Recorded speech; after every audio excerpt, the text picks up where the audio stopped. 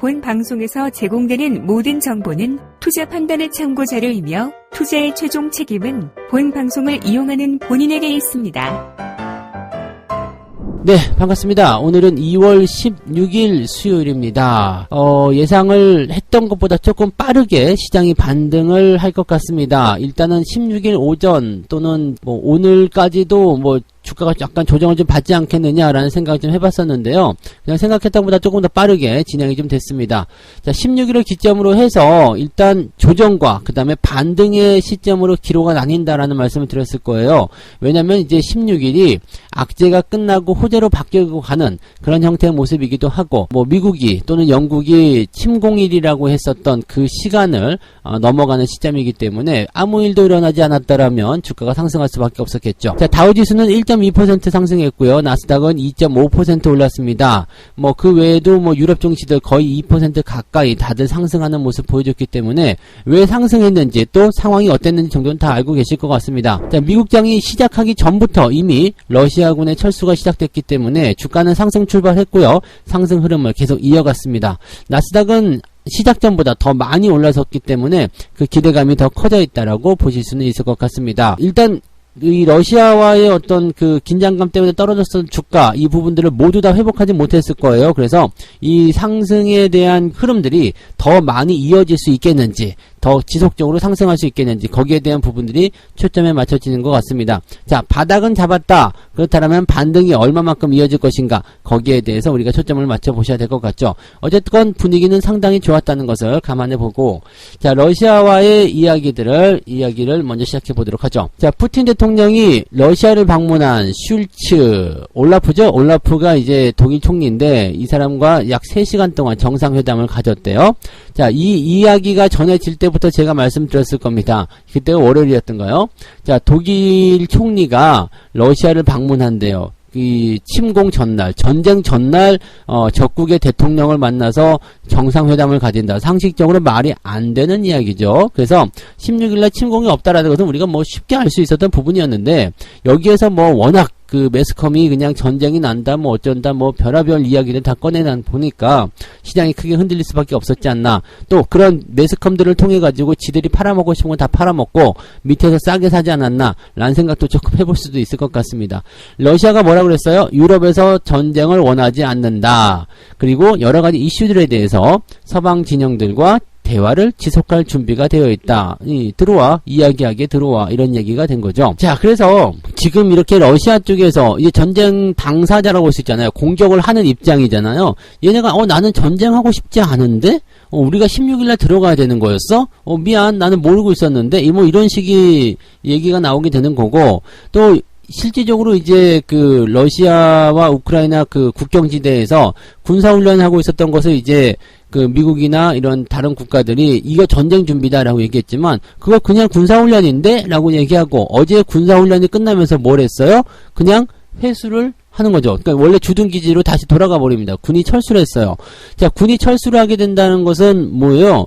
그 전력을 집중해가지고 공격을 해야 되는데 군이 철수를 했다? 이거 말이 안 되잖아요. 그러니까 전쟁 같은 건 없어 라는 얘기가 나오는 게 되는 부분들이죠.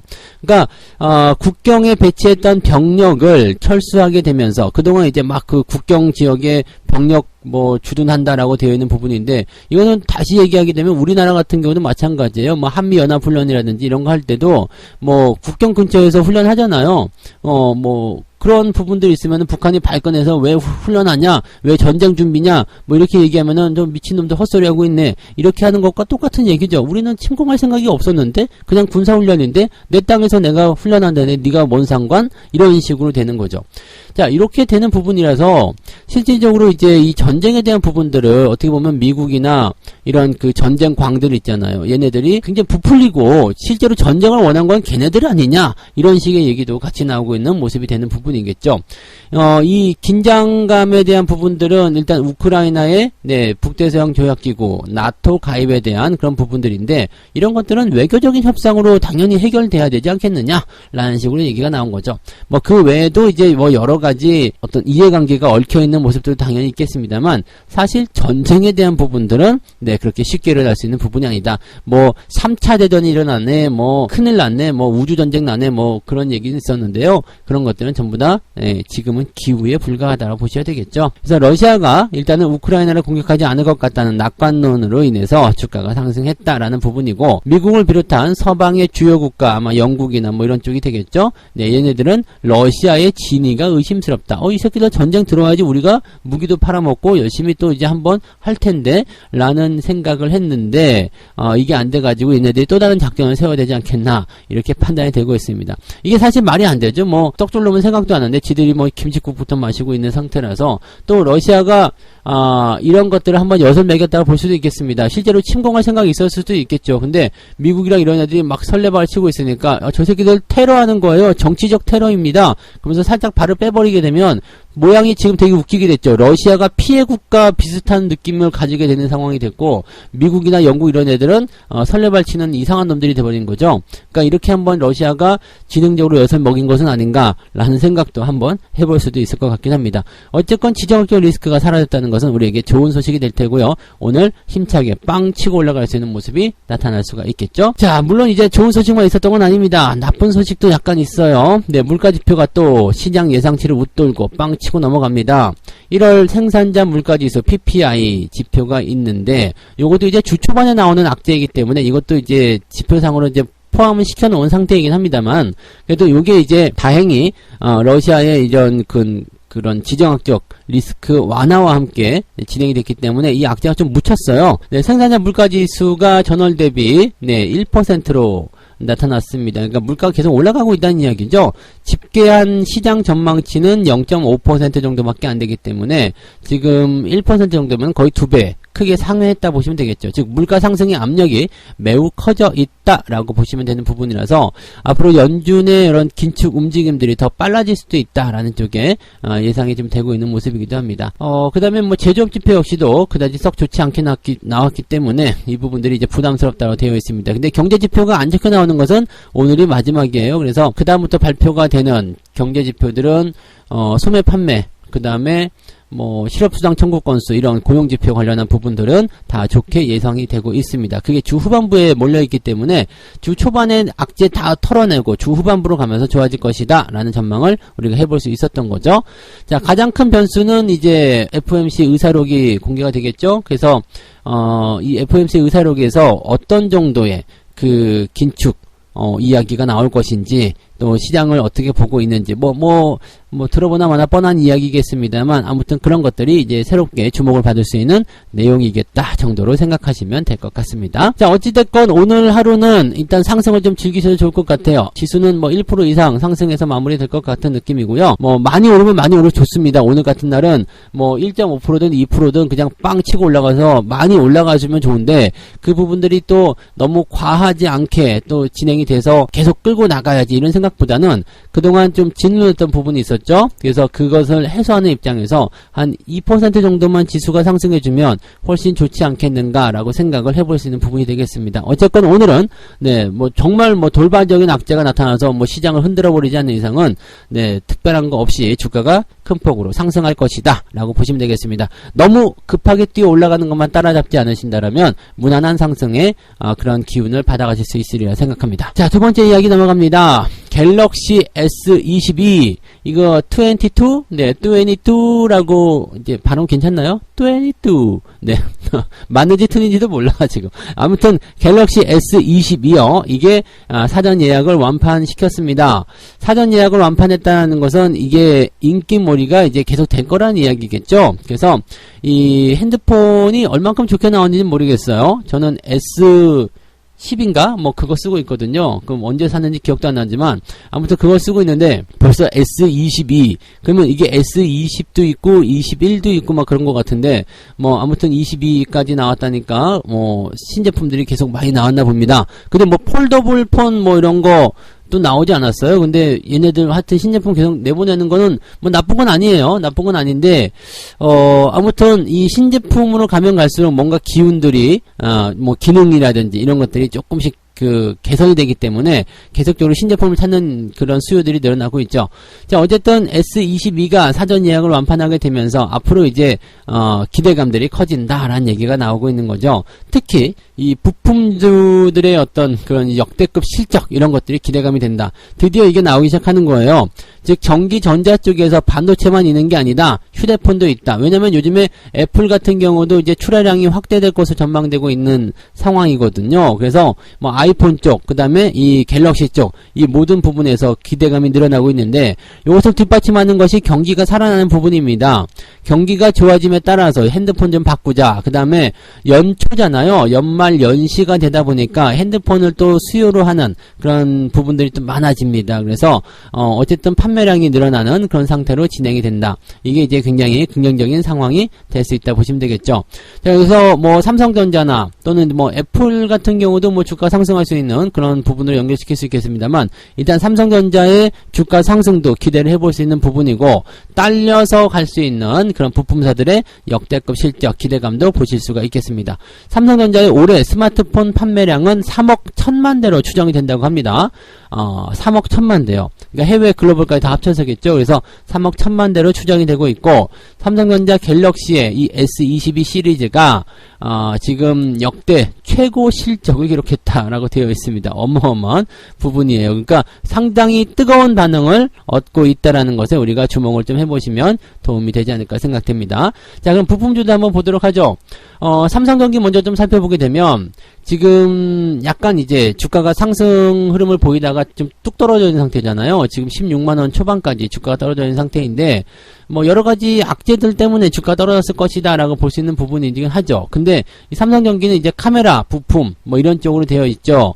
이게 갤럭시 쪽에도 포함되고요. 애플 쪽에도 포함이 됩니다. 그래서 지속적으로 긍정적인 상황들이 만들어질 거고 뭐 이쪽뿐만 아니라 뭐 자율주행이나 이런 쪽으로 다 포함되겠죠. 그래서 뭐 현대모비스 같은 경우가 이제 자율주행으로 들어갈 때 여러가지 이제 부품 쪽에서 기대감을 가지고 있었던 것처럼 또는 LG 이노텍이 카메라 모듈 쪽에서 그런 상승을 보였던 것처럼 삼성전기도 충분히 그런 쪽에 어떤 이슈를 가지고 들어갈 수 있을 것이다 보시면 되겠습니다.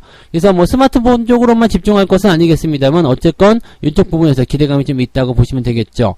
그러면 이 갤럭시 22의 출시로 인해서 카메라 모듈의 매출 증가가 당연히 기대가 된다. 그 다음에 뭐 아이폰 뭐 이런 쪽에서 당연히 그런 쪽이 증가할 것이다 라는 부분이 되는 거고요. 그 다음에 삼성전기가 가지고 있는 여러가지 적층 세라믹 캐패시터 MLCC죠. 이쪽 부분에서 매출 성장이 진행될 수도 있을 것이다 라는 부분까지도 같이 포함되고 있습니다. 그러니까 지금 삼성전기 같은 경우도 긍정적으로 볼만한 이유들이 많이 있다라는 얘기가 좀 되는 부분이고요.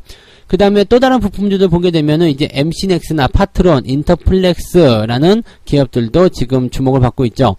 스마트폰 판매가 다시 증가세를 보임에 따라서 MC넥스와 파트론 같은 기업들도 스마트폰 카메라 모듈을 공급하고 있는 그런 기업들이기도 하고, 인터플렉스는 뭐 터치 패널 이런 쪽, 네, S펜의 어떤 필기 입력 기능을 지원하는 그런 그 터치 패널을 공급한다라고 되어 있습니다. 그러니까 요거 굉장히 중요한 상황으로 우리가 판단하시면 되겠죠. 그러니까 이런 부품주들에 대한 어떤 기대치들이 굉장히 높아질 수 있는 시기로 가고 있기 때문에 이런 삼성전자에만 주목할 것이 아니라 거기에 부품을 공급하는 그런 회사들은 실질적으로 AS 품목까지 다 생각해야 되기 때문에 제품 하나를 팔 때 부품주들은 2개, 3개가 팔려 나간다는 거, 그 다음에 뭐 회사의 규모가 삼성전자 미치지는 않기 때문에 훨씬 더 이런 판매량 증가에 대한 그런 기대감들도 높게 책정이 될 수 있다라는 것을 우리가 참고하시면 될 것 같습니다. 그래서 이쪽 부분들 일단은 뭐 전기전자 쪽에서의 그런 어떤 좋은 흐름들의 한 일환이다 라고 생각해 주시면 좋을 것 같습니다. 자, 세 번째 이야기 가도록 합니다. 이건 욕을 한번 시작하고 해야 되나요? 이런 식으로 씨발라먹을래. 아무튼 뭐냐면 또 대규모 횡령입니다. 계양전기 우리한테 좀 익숙하죠. 왜냐면 나도 물려있어요. 네, 성투사도 물려있어. 왜냐면 이 횡령에 대한 부분들은 사실은 뭐 하나님도 피해갈 수가 없는 그런 악재라고 얘기하잖아요. 뭐 아무리 좋은 기업도 그냥 내부에서 직원이 꼼지락거려가지고 돈 들고 튀어버리면 그거는 뭐 눈뜨고 당할 수밖에 없죠. 지금 외국인들 같은 경우도 계산을 한번 해보니까 수십억 대의 그런 그 매수가 들어와 있는 상태에서 갑자기 털린 그런 모습인 것 같아요. 어제 같은 경우도 외국인들 매수가 들어왔거든요. 근데 걔네들은 들어오자마자 그냥 바로 네, 이런 거래 정지가 들어가서 되게 황당한 그런 상황이 좀 됐을 거라 생각합니다. 뿐만 아니라 뭐 이 기업의 그 최대주주로 있는 해성산업도 지금 불똥이 튀어 있는 상태이기도 하죠. 자, 지금 재무 직원의 이런 횡령, 이것을 지금 얘네들이 너무 허술하게 대응하는 것이 아니냐, 뭐 이런 식의 어떤 논란도 일어날 수 있을 것 같아요. 왜냐면 오스템 임플란트도 재무 직원 쪽이었잖아요. 근데 이번 계양전기도 재무팀 직원이에요. 그것도 이제 규모가 지금 245억 원인데 이게 이제 지금 계양전기 자기 자본이 1,900억입니다. 그래서 돈이 제법 있는 편이죠. 돈이 있는 편인데 뭐 규모는 이제 12.7%예요. 오스템 임플란트 같은 경우는 자기 자본의 8%죠. 그래서 100%를 훌쩍 넘어가는 그 상황 때문에 뭐 이슈가 굉장히 좀 커졌던 부분이었고, 또 대신에 이제 뭐 오스템 임플란트는 원래 돈이 좀 더 많았던 회사고, 또 실적이 이번에 좋게 나와서 이번에 그 횡령된 금액들을 제외하고도 실적이 뭐 흑자다 뭐 이런 식으로 얘기를 하더라고요. 그래서 뭐 아무튼 뭐 그건 그렇다라고 치면서 볼 수 있는 부분인데, 이게 자기 자본 대비해서 그만큼 늘어났기, 그 횡령 금액이 크기 때문에 상장 실질 심사에서 어떤 식으로 넘어갔냐면, 오스템 임플란트 같은 경우는 저기에 있어요. 뭐죠? 감사 보고서를 이제 3월달에 제출하는데, 이게 자기 자본을 뛰어넘는 이런 횡령이 발생을 했을 때 뭔가 좀 감사 의견 거절 이런 거 나올 수 있는 거 아니냐 해가지고 지금 그 거래 정지 기간이 길어지고 있는 거잖아요. 근데 이제 이 계양전기 같은 경우는 좀 달라요. 자기 자본의 12.7%입니다. 역사적으로 볼 때도 이제 2012년도에 뭐 하이마트라든지 남해화학 이런 기업들이 이 횡령 이 소식이 있었어요. 그리고 이 자기 자본에 해당되는 규모가 11%, 12% 정도 규모였거든요. 그 이후에 이제 거래 정지가 이 심사를 통해서 그냥 괜찮아요. 그리고 거래 재개가 되는 그런 상황을 갔기 때문에 뭐 이 정도는 뭐 크게 문제시 삼을 만한 그런 부분은 아니다라고 보시면 됩니다. 지금 이 계양전기 같은 경우는 회사가 나쁘진 않습니다. 뭐 지금 주당 순자산 가치 이런 것들을 본다면 청산 가치를 봐야 되겠죠. 이런 것들도 5,600원 정도 나와 있기 때문에 뭐 지금 뭐 PBR 같은 경우는 낮은 수준이기도 하고요. 실적도 꾸준하게 네, 수익을 진행하고 있는, 흑자를 계속 기록하고 있는 기업이기 때문에 뭐 그다지 뭐 문제시 될 만한 부분이 없었던 그런 기업이라고 보시면 되겠습니다. 지금 이 기업 같은 경우 사업 영역을 좀 살펴보게 되시면 뭐라고요? 모터 쪽에 있죠. 이게 원래 전동기기, 전동 공구 쪽 기업이에요. 그래서 이쪽 부분에서 상당히 그 뭐라 그럴까요? 그 입지도가 좀 있는 기업이기도 하고요. 최근에는 이제 GM이나 테슬라 이런 글로벌 완성차에도 이제 모터 쪽 그 이야기를 하고 있기 때문에 뭐 계속적으로 이제 좋은 기업들에게 납품을 하고 있는 그런 회사이기도 했고요. 또 뭐 전기차 뭐 이런 쪽에도 분명히 들어간다 뭐 그런 식의 얘기가 있었죠. 그래서 뭐 테마도 한때 입고 있었던 종목 중에 하나입니다. 근데 지금 이렇게 횡령이 딱 떨어지게 되니까 이렇게 좋은 기업이었는데 라는 얘기가 나오는 거죠. 시총은 좀 작지만 회사가 그래도 뭐 탄탄하게 잘 굴러가고 있었던 그런 모습이었는데 갑자기 그냥 찬물 끼얹는 상황이 좀 된 거죠. 자, 그럼 중요한 건 어떻게 될 것이냐? 뭐 좋은 기업이고 나발이고 일단 횡령 나온 거 아니냐? 거래 정지 떨어진 거 아니냐? 그래요. 자, 지금 여러분들 이 계양전기를 만약에 갖고 계시는 분들 같은 경우는 이제부터 들으시면 돼요. 자, 직원의 횡령 혐의 발생으로 인해서 상장 적격성 실질심사 사유가 발생했다. 왜냐하면 법으로 정해져 있어요.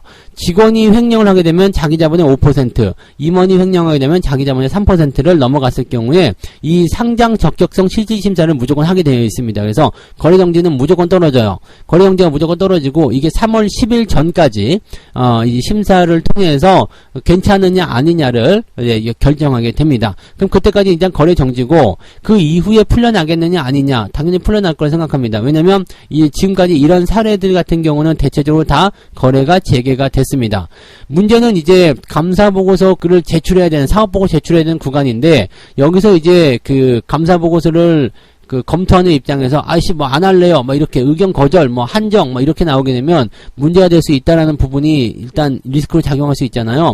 왜냐면 오스템 임플란트가 그런 거였기 때문에. 하지만 앞서도 설명드렸듯이 이거는 자기 자본을 100% 넘는 것인데 이번 개항정기는 12% 정도다라고 되어 있기 때문에 이 부분도 조금은 안정권에 들어가 있다 보시면 되겠습니다. 그래서 결과적으로는 상장 폐지는 되지 않습니다. 다만 횡령을 했다라는 부분 때문에 상당히 이제 기업 신뢰도가 떨어질 수밖에 없겠죠. 그러니까 회사의 입장문이 나타나긴 해야 되겠습니다만 뭐 사과를 한다든지 아니면 뭐 자사주 매입을 한다든지 뭐 기타 등등을 통해서 뭔가 주가 부양을 위한 그런 노력들을 하겠다, 아니면 다시는 이런 일이 없겠다, 뭐 이런 뭐 일벌백계 하겠다, 뭐 등등의 여러 가지 이야기가 나와서 주주들을 달래줘야 되지 않을까 생각되기도 합니다. 다만 그렇게 한다고 하더라도 상장 폐지가 이제 되지 않는다고 하더라도 거래 재개가 되는 시점에서는 주가 하락은 피하기가 어려울 것이다 라고 보셔야 되겠죠. 근데 한 가지 희망적인 메시지 좀 들려드리면, 과거에 이런 사례가 있었다고 했잖아요. 많은 기업들이 이제 자기 자본 10% 정도대 비율에서 이제 이렇게 심사에 들어가서 거래 정지가 떨어지고 거래 재개가 된 기업들 보면 단기적으로 주가가 하락세를 보였습니다. 그렇지만 조금 시간을 길게 상황을 놓고 봤을 때 거의 1, 2년 정도 사이 안에서 가격대 다 회복을 하고 더 위로 올라가는 모습들을 우리가 대체적으로 볼 수가 있었습니다. 자, 그렇다고 한다라면 일단은 뭐 시간을 조금 길게 투자하면 뭐 원금 회복이라든지 아니면은 뭐 오히려 더 위쪽으로 올라갈 수 있는 그런 기대치감도 우리가 생각해 볼 수는 있겠습니다만, 여기서 문제, 조금 길게 본다는 것은 그냥 처박아 둔다는 이야기인데 자금의 회전이 묶일 수가 있다는 이야기죠. 즉 손실 구간으로 계속 진행이 되는 상황이기 때문에 이런 종목들은 오히려 팔고 다른 종목을 갈아타는 것이 오히려 더 유리할 수 있는 것 아니겠는가, 이렇게 생각도 한번 해보실 필요는 있을 것 같아요. 그래서 일단은 상장 폐지에 대한 걱정보다는 거래가 재개되고 난 이후에 그런 방향성에 대해서 어떻게 우리가 판단해야 되느냐, 그 부분을 가지고 좀 보시는 게 맞지 않을까 생각이 됩니다. 그래서 뭐 이런 횡령이라는 정말 뭐 우리가 피해갈 수 없는 그런 천재지변과 같은 그런 악재를 맞긴 했는데, 이게 완전히 뭐 부실한 기업이었다고 한다라면 그런 기업들은 바로 상장 폐지가 그냥 결정이 될 수도 있어요. 실제로 그런 사례들 굉장히 많아요. 상장 폐지가 돼버리거나 막 그런 기업들, 왜냐면 뭐 벗어날 수 있는 어떤 방법이 없잖아. 그런 기업들은 상장 폐지가 돼버리거든요. 근데 이렇게 그냥 어느 정도 근본이 있는 기업들은 상장 폐지까지는 가지 않을 것이다 라고 생각하시면 됩니다. 그러니까 항상 좋은 종목들을 사둬야지만이 벼락을 맞더라도 뭐 인공호흡기를 달고 살아날 수가 있다라는 거죠. 그러니까 그런 부분들을 우리가 참고하시기 바라고요. 자, 요거는 이제 우리가 예전에 월급 종목이나 뭐 이런 것들로도 한번 이야기 해드렸던 적이 있어요. 수익이 뭐 한 25%, 30%까지 났었던 것 같은데 그 이후에 이제 지금 현재 이렇게 상황이 좀 된 거죠. 저 역시도 지금 계좌 안에 들어서 그냥 꽈장창 하고 이제 물려있는 상태가 돼버리게 된 건데, 요거는 이제 뭐 상황을 보고요. 거래 재개가 풀릴 때쯤 돼서 진행 상황에 따라서 제가 다시 한번 방송을 통해서 언급을 해드리도록 하겠습니다. 이런 횡령과 관련된 이런 부분들 진짜 없었으면 좋겠어요. 이거 너무 저거 한 거거든요. 이 횡령 이런 거는 정말 나쁜 악질 범죄예요. 그 한 놈이 그 욕심을 내가지고 그렇게 해서 지옥이나 가버려라. 저주인형 만들어서 팍 찔러버리고 싶네 그냥. 하여튼 그놈 때문에 지금 뭐예요? 수많은 투자자들이 지금 피해를 보는 거잖아요. 올세 임플란트 때도 마찬가지였지만 이거 진짜 이건 뭐 피해갈 수 없다라고 하더라도 열받는 건 맞는 얘기죠. 그래서 아무튼 그런 정도 상황으로 흘러가고 있다 정도까지만 우리가 생각을 해주시면 되겠습니다. 거기에 대한 부분들은 계속해서 언급을 해드릴 테니까 혹시 개항정기를 들고 계신 주주분들은 이제 시장의 어떤 부분들 요건 일단 떼어놓고 다른 거에 집중하시다가요, 제가 방송을 통해서 그런 부분들을 또 언급을 해드리도록 하겠습니다. 어쨌건 여기까지 이야기해드리고요. 오늘은 좀 기분 좋은 그런 하루를 좀 맞이하셨으면 좋겠습니다. 그래서 전체적으로 다 계좌가 쑥 올라와서 여러분들 그동안 고생했던 거 다 보상받으시길 바랍니다. 저는 장중시황 때 다시 오겠습니다. 고맙습니다.